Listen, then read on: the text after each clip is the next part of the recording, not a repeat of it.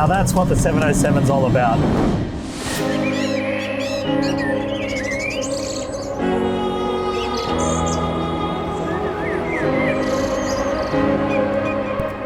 Welcome to another episode of DBTV, and as you can see, we got the new Aston Martin DBX 707.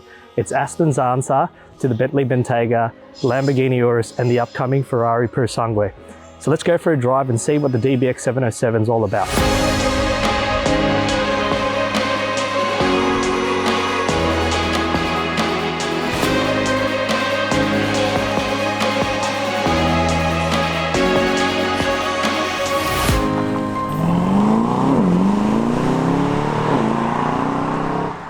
So let's take a closer look at the DBX 707 and the things I do like about the 707 and the things they've improved over the standard DBX.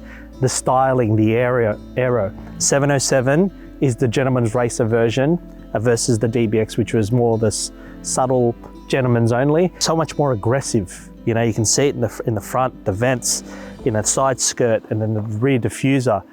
I think this is the way that they should have come at the beginning, and in the car park next to like a more sportier Urus, I think it would hold its own. When we look at the proportion of this car, you know, at the front, it's distinctively Aston with the front grille. It's got a lot more presence, the front grille on the 707 versus the normal DBX. Got the carbon mirrors and the side intake, the side skirts, more aggressive. So the rear, you got this rear deck spoiler, much more aggressive. You know, I've never driven the normal DBX, but one thing, like I said, it was a bit soft. This one, the rear diffuser just comes out a little bit more, you know, the quad tips and it sticks out. Whereas on the DBX, I remember it was kind of flush and it was a dual versus this one's quads. Again, I think this is the way they should have come out of the box when they introduced the DBX. It should have been, styling wise, should have been exactly like this on the 707.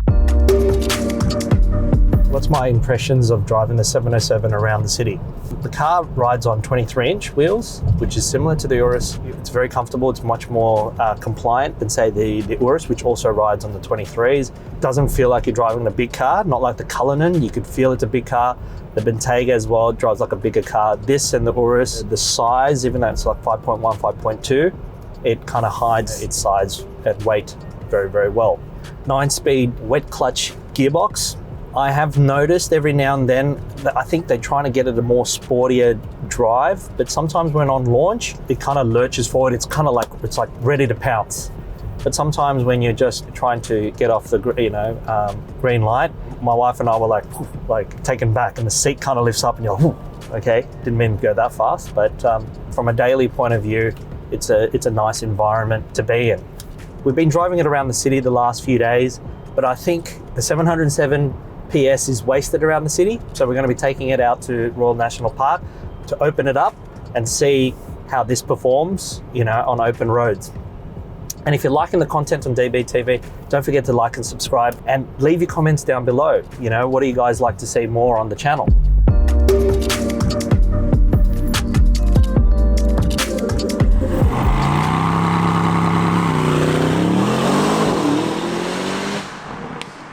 Here we are at the National Park in the 707. We're going to push that 700 horsepower around here, and straight away, instantly, I could feel it's right more at home here than it is on the city roads, and the dynamics is excellent. There's a bit of turbo whistle. So yeah, first impressions of the 707 around the windy roads is I think it drives and handles much better than the Urus, and definitely more, you know, you could feel that extra horsepower here. Sound wise, it doesn't have the crackles and pops like the Urus, but I think Aston probably tuned it that way because the Aston buyer probably doesn't want that because it's probably antisocial, frowned upon for a lot of the Aston buyers. I think it's got a little bit more, it's got a lot, you know, a lot of sound deadening. I'm sure it sounds pretty loud inside the car. It sounds good, but the volume is not as in your face as the Urus. There's an abundance of power there.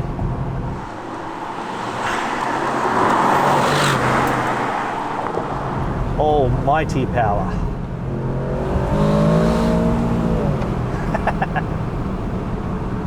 The brakes, excellent. Really nice car to drive around these type of roads. Oh, A turbo whistle is not something I expected from this. But the brakes, the steering and suspension around here is better than I expected. You forget you're in a big four-wheel drive.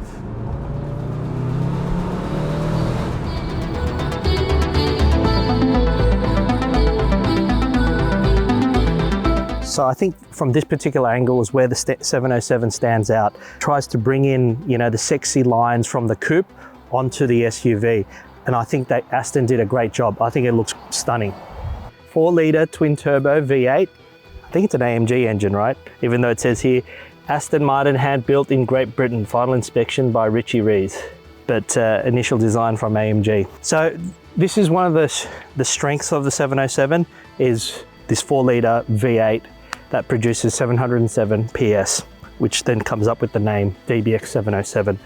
As we've just experienced around these type of roads, these windy roads, almighty power, it's so smooth. Performance on this car is more than plenty. And that's why I feel like it's a little bit wasted around the city.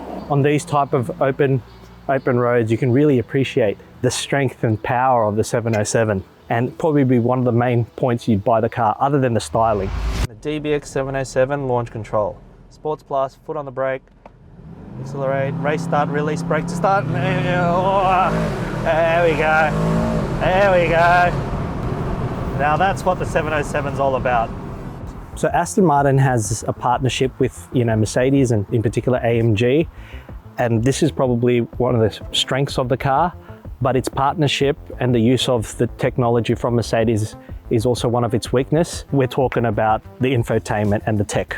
So let's have a look at some of the weaknesses of this car and the things that we don't like about the car. Not sure how many of you have actually driven, an old Mercedes, but say the C-Class from a few years ago that my wife had. A lot of the infotainment that's in this car came from that car. It's 2023, heads-up display. Unfortunately, Aston doesn't have it. This design, the location of the screen, number of times we've done this, it doesn't have touchscreen. Obviously, Aston knows that this is probably, a weakness, but they didn't pull the latest tech from Mercedes. The tech that they used is from not the current generation, not even the previous, probably 2 generations Mercedes tech. So still uses the wheel, no touchscreen, no massage, no heads-up display. They have their own proprietary dial here to control the drive modes between GT, individual and sport.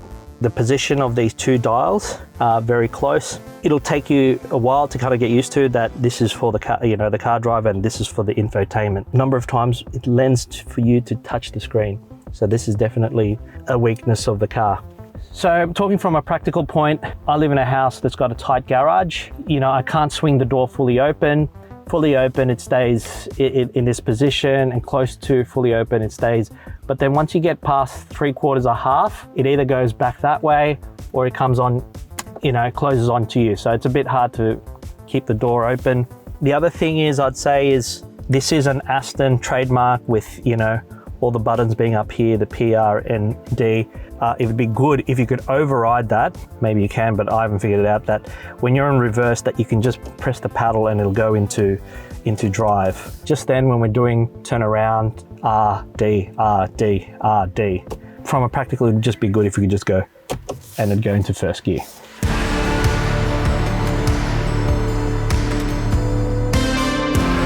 I'm enjoying the 707 much more on these roads than I did around just around the city. Because the turbo whistle, I never heard that driving around the city because I didn't accelerate fast enough. Obviously, I wasn't driving around in Sports Plus. The power's a lot more, I think it's very effortless. Oh! I've never driven a McLaren SLR, but I think that the noise that sounds like a jet.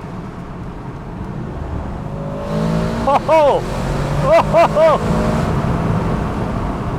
Now we're talking. This is worthy for James Bond to drive on the weekend and take his family out down the south of France. Oh, here we go. Let's just do another launch control. Here we go. Launch control. Race start, release, brake start. Hey! Yay! Oi! And the brakes. I would say if you're driving it around the city most of the time, I'd probably pick the Urus. But if you're driving these type of roads, I'd definitely pick the 707 over the Urus, because when we're driving in these type of roads, the infotainment doesn't matter, right? The touch screen, all the things that we didn't like, it's out the window. You know, it's all about the steering, the dynamics, the drivetrain, the sound, and how you connect with the car. You know, all that infotainment things we didn't like, that's out the window. This is why we took the car out here, because I've been hearing that, you know, it doesn't drive, it's like a big SUV, it surprises you. And in that last 20 minutes, I get it. I really did get, you know, I get it now.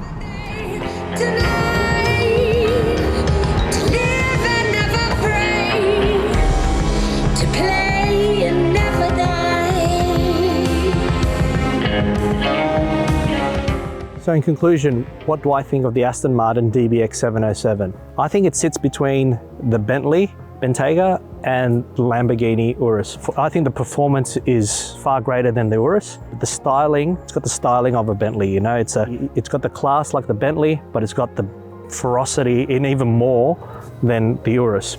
We have considered in terms of the next car for us, the 707, but it's been let down a little bit by the infotainment, missing a few tech things. I think if Aston was to bring those into the next version or the facelift, I think they've got a real winner here and potentially a buyer. So thanks for watching another episode of DB TV. Leave your comments below and don't forget to like and subscribe. See you on the next episode.